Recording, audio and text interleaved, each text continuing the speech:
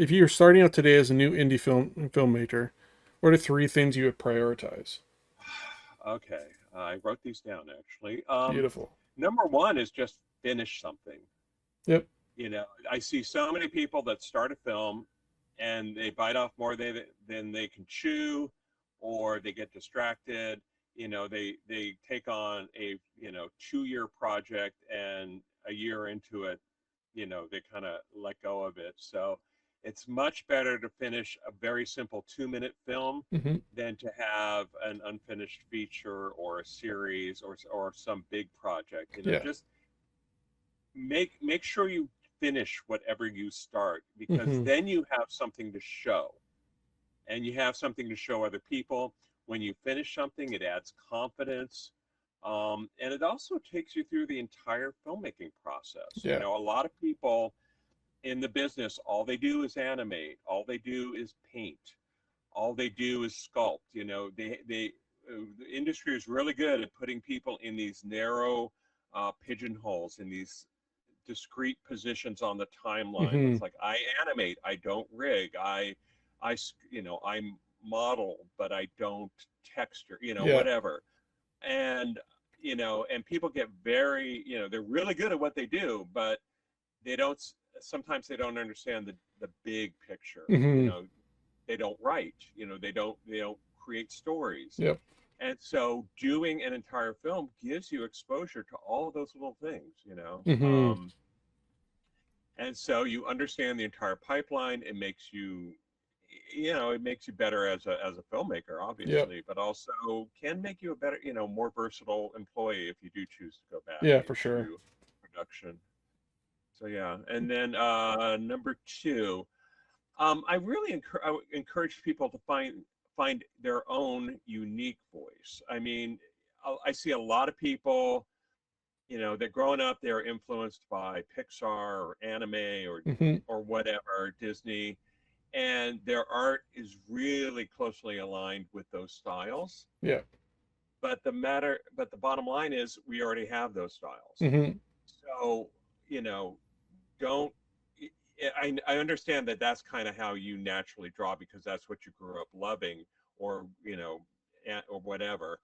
But use those influences to formulate your own style Yep. and set yourself apart. Because if you have a unique style, it will set you apart and make your films more noticeable. Hmm. Obviously, it has to be, there's the level of quality and good storytelling and all that goes into it.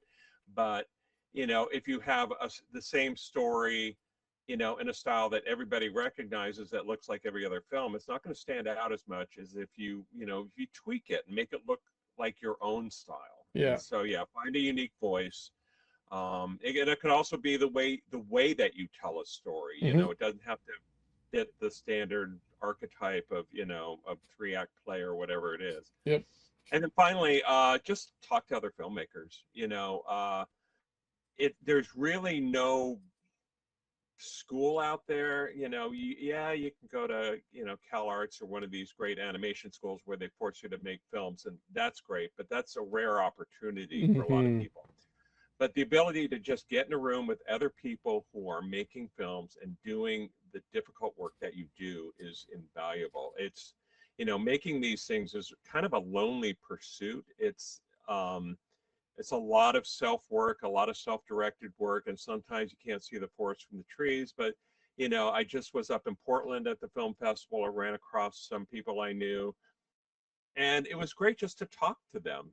It's like, yeah, it took me 2 years to finish this film. I'm like, okay, I don't feel so bad when I'm Yeah. in, when I'm in, month 16 of mine. Hmm. It's like I don't feel as bad.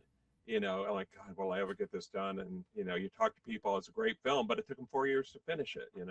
Yeah, Um, that's like my hope with this whole series is like just to show people they're not alone in this, like trying to yeah, make it, and also they also get everyone's perspective because everyone has a different journey and everyone's yeah, just trying to get through this industry as well as they can.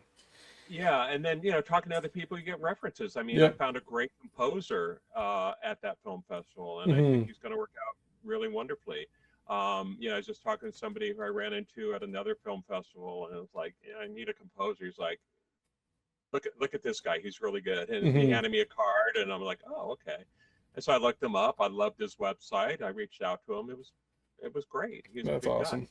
So, and then just understanding that, it kind of just having that sense of community really does give you a little bit more of a sense of support, because again, this is a lonely pursuit. It's a lot of making your own animated film is a lot of work. Yeah, And getting those little doses of motivation can really help you get over that finish line, give for you sure. that persistence that you need.